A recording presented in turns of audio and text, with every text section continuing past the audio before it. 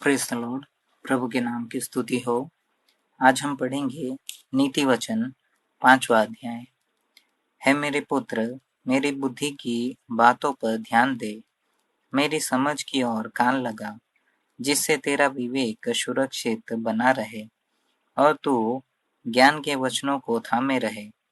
क्योंकि पराई स्त्री के ओठों से मधु टपकता है और उसकी बातें तेल से भी अधिक चिकनी होती है, परंतु इसका परिणाम नागदौना सा कड़वा और दोधारी तलवार सा पैना होता है। उसके पाँव मृत्यु की ओर बढ़ते हैं और उसके पग अधोलोक तक पहुँचते हैं। इसलिए उसे जीवन का समथर पथ नहीं मिल पाता। उसके चाल चलन में चंचलता है, परंतु उसे वह आप नहीं जानती। इसलिए अब है मेरे पुत्रों, मेरी सुनो और मेरी बातों से मुंह न मोड़ो। ऐसी स्त्री से दूर ही रह और उसकी डेवड़ी के पास भी न जाना। कहीं ऐसा न हो कि तू अपना यश औरों के हाथ और अपना जीवन क्रूर जन के वश में कर दे, या पराए तेरी कमाई से अपना पेट भरे और परदेशी मनुष्य तेरे परिश्रम का फल और अपने घर में रखे।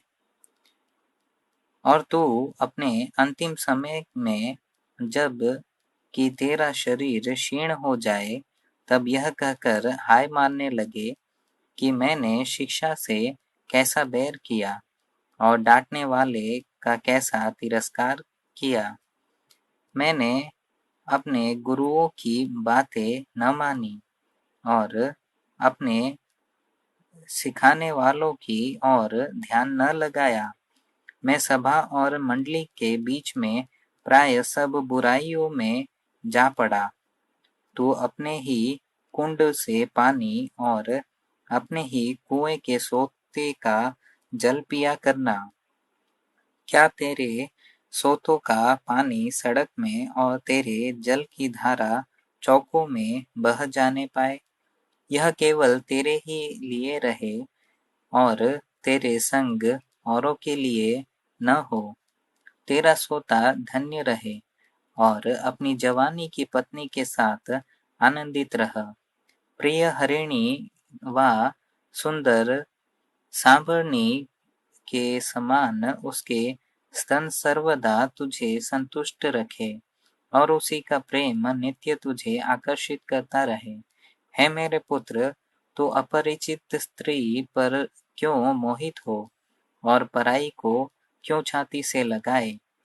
क्योंकि मनुष्य के मार्ग यहोवा की दृष्टि से छिपे नहीं हैं और वह उसके सब मार्गों पर ध्यान करता है।